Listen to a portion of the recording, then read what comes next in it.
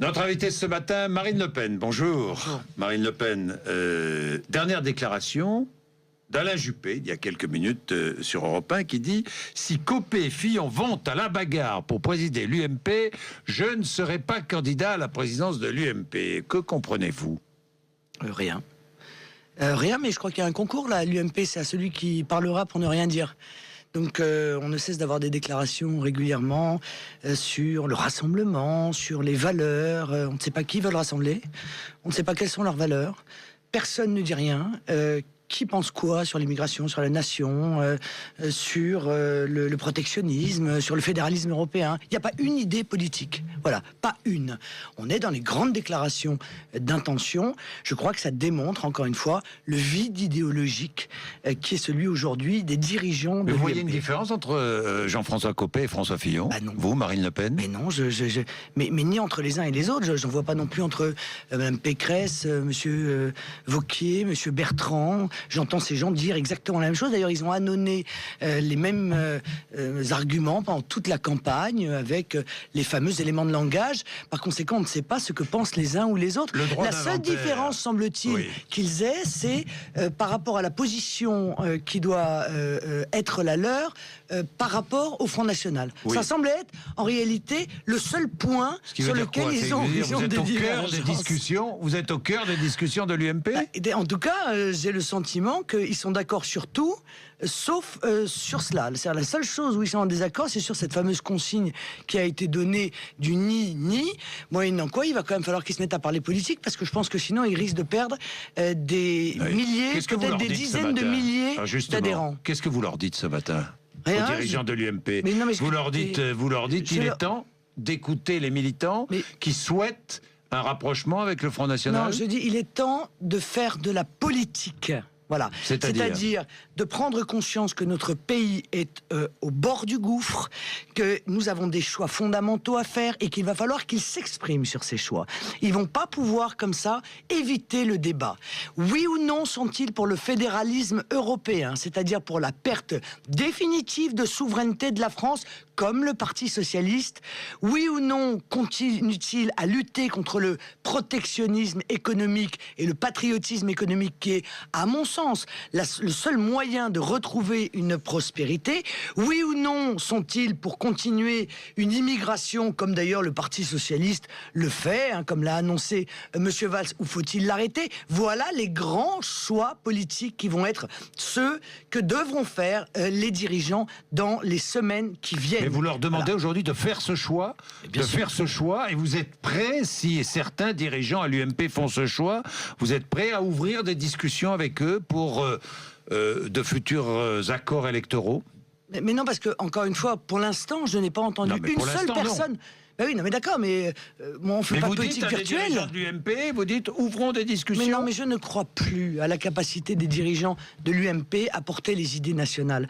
Alors je crois en revanche qu'énormément d'adhérents de l'UMP, d'électeurs de l'UMP, vont prendre conscience, si ça n'est pas déjà le cas, si ça n'est pas déjà fait, qu'ils n'ont rien à attendre non plus des dirigeants de l'UMP, qui sont en pleine dérive de chiracisation, puisque c'est à qui sera le plus mou, le plus modéré, le plus centriste. Voilà. Or, ça n'est pas de cela dont les Français ont besoin. Et je crois que ça n'est pas cela que les électeurs de l'UMP attendent. Ils attendent des choix politiques. Qu'est-ce qu'ils attendent selon vous, les électeurs de l'UMP? Je crois qu'ils sont, une grande majorité d'entre eux, sont d'accord avec nous sur l'échec de la mondialisation, la nécessité d'un patriotisme économique, la nécessité d'une priorité nationale, la nécessité d'un arrêt de l'immigration qui aujourd'hui non seulement est un problème économique très lourd, mais est également un problème social très lourd et entraîne également l'enracinement dans notre pays d'un islamisme radical qui n'a pas été combattu par Nicolas Sarkozy et qui ne le sera pas évidemment non plus par les socialistes.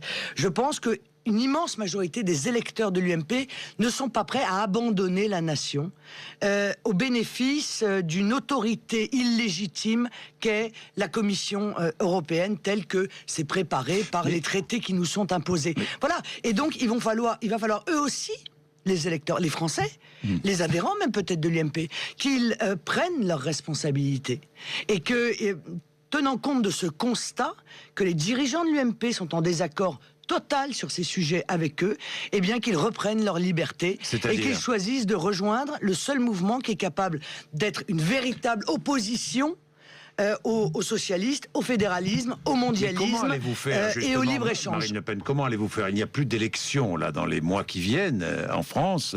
Les prochaines élections auront lieu en 2014. Demain, donc.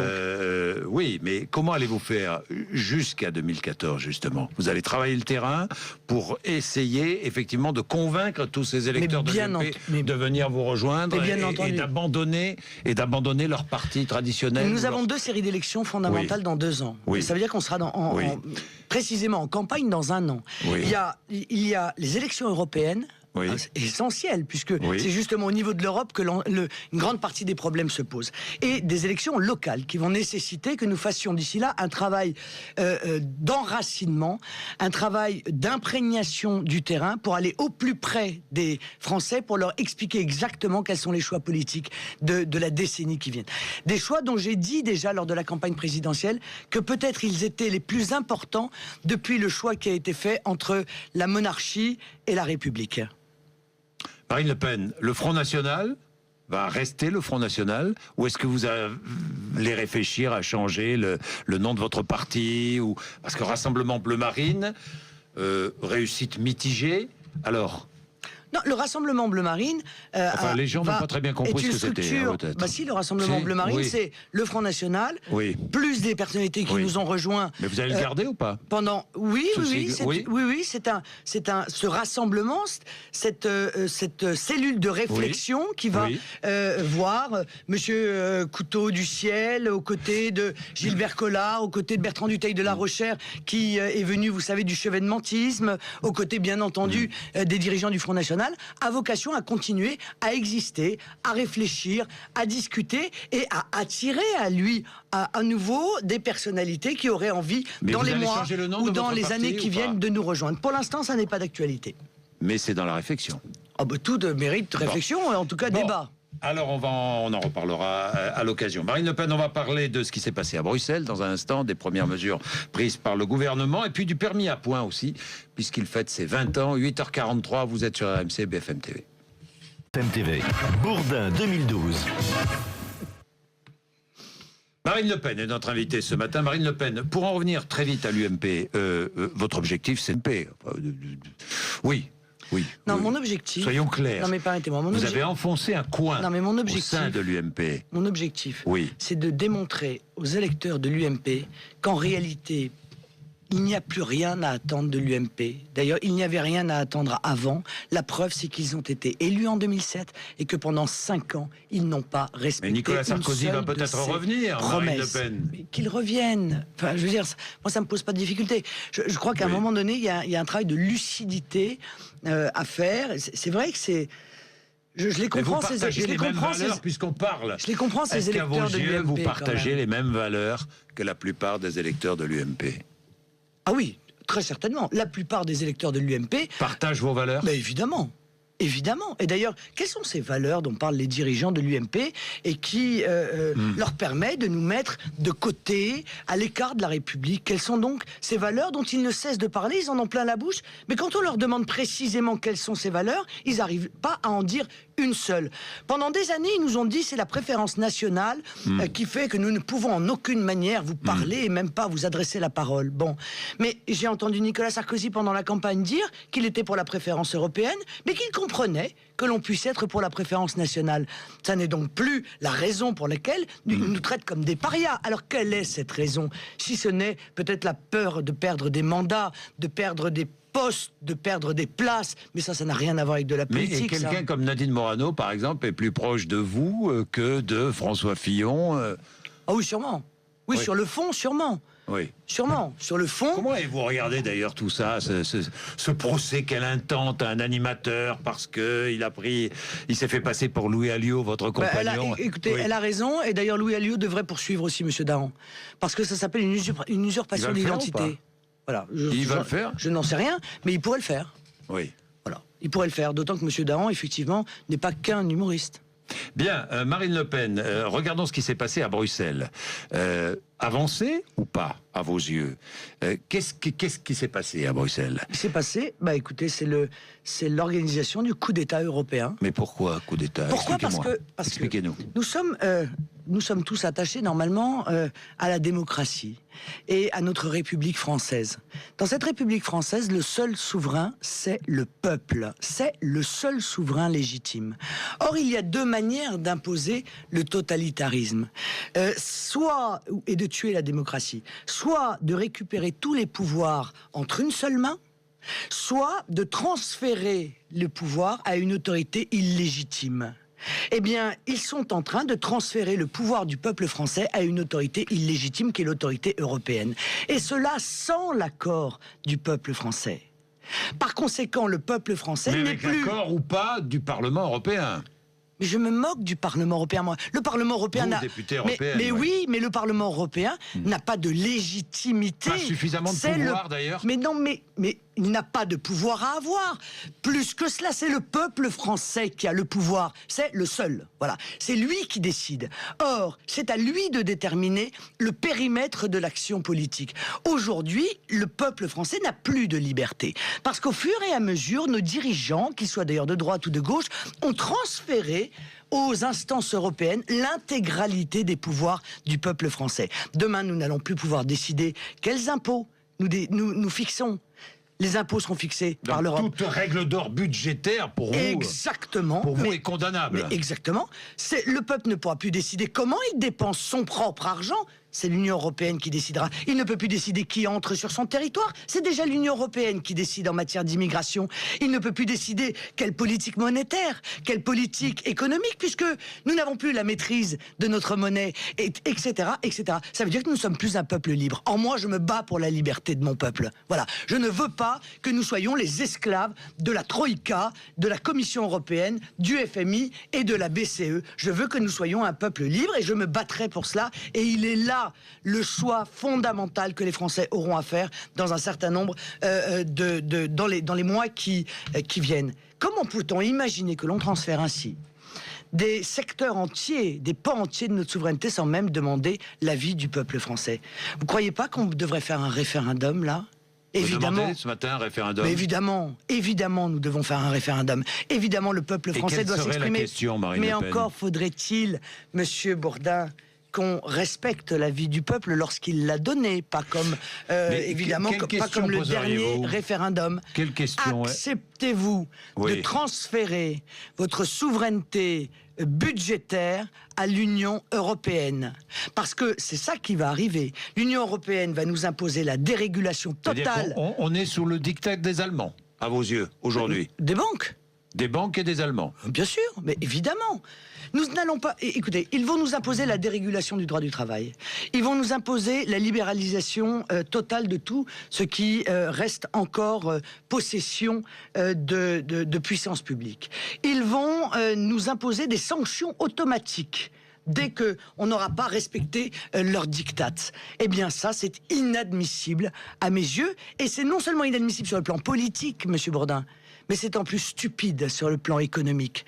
Car enfin, on voit bien en Grèce, au Portugal, en Espagne, que l'austérité qui est imposée par l'Allemagne est une austérité qui est en train de tuer nos économies. Parce qu'elle tue, cette austérité, toute velléité de croissance. Et la rigueur imposée justement par le nouveau gouvernement. Oui, mais Marine Le Pen. Rigueur indispensable. Indispensable. Mais indispensable, mais sur quel périmètre? Je vous pose la question. Non mais, prenons les fonctionnaires. Vous êtes au pouvoir, vous faites quoi? Non mais prenons les fonctionnaires. Oui, prenons les fonctionnaires. Très bien. Oui. Et pourquoi il y a trop de fonctionnaires ou pas? Il y a trop de fonctionnaires territoriaux. Pourquoi le Parti socialiste s'attaque pas aux fonctionnaires territoriaux? Il s'attaque aux fonctionnaires d'État, alors que l'on sait que l'hôpital est dans un état dramatique, que l'école ne fonctionne pas, que la police et la gendarmerie devraient avoir... comme le gouvernement socialiste sur l'école, sur la police, sur la gendarmerie, sur la justice. Vous auriez embauché des fonctionnaires, vous embaucheriez ou pas? Moi, j'aurais baissé drastiquement le nombre des fonctionnaires territoriaux. Parce que les fonctionnaires territoriaux, sont utilisés aujourd'hui... Et vous auriez augmenté les effectifs? Au bénéfice des féodalités socialistes régionales. Voilà. Et vous auriez augmenté les effectifs? Un certain nombre d'effectifs, oui. Les policiers et les gendarmes, oui. Policiers, gendarmes, éducation oui. nationale ou pas? Non, je pense que l'éducation nationale, et je l'avais dit d'ailleurs, oui. il ne fallait pas embaucher des fonctionnaires supplémentaires. Mais il fallait arrêter le non-remplacement d'un fonctionnaire sur 2. Tout cela, ça se regarde de près. Mais les fonctionnaires territoriaux, pourquoi les socialistes n'en parlent pas ? Parce qu'en réalité, ils s'appuient sur eux pour imposer leur pouvoir féodal dans les régions et dans les départements. Voilà, c'est ça la réalité.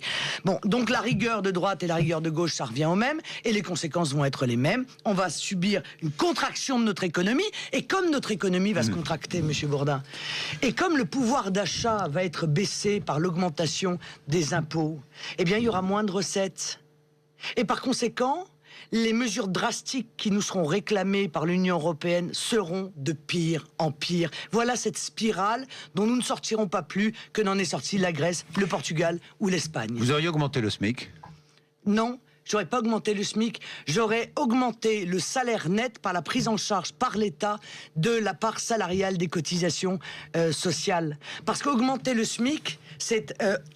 augmenter la charge qui pèse sur des très petites entreprises, des PME, des PMI, et qui sont déjà à la limite de la noyade. Ça va donc entraîner des chutes d'entreprises. Alors que dans ma proposition, eh bien, l'entreprise ne voyait pas ses charges augmenter, et je finançais cela par un nouveau flux, qui était le flux, vous le savez, des importations. Marine Le Pen, le permis à points à 20 ans. Oui. Depuis hier, puisqu'il a été instauré le 1er juillet 1992. Est-ce que vous demandez sa suppression ou son aménagement? Non, sa suppression. Sa suppression, Oui, carrément? Oui, oui. Oui, je pense qu'il a révélé son inefficacité. Il a fabriqué... Et pourtant, le nombre de morts sur les routes a considérablement baissé depuis. Oui, mais écoutez, M. Bourdin, le nombre de morts sur les routes... Aucun rapport, selon vous? Non, je crois que ça n'a pas de rapport. Je pense que si le nombre de morts a baissé, c'est parce qu'il y a eu une augmentation exceptionnelle de la technologie des véhicules et de la sécurisation des véhicules. Airbag, ABS, etc., qui fait que, effectivement, les accidents, aujourd'hui, sont moins mortels qu'ils ne l'étaient auparavant. Il y a encore des améliorations à faire sur les routes, parce qu'il y a des routes qui sont encore,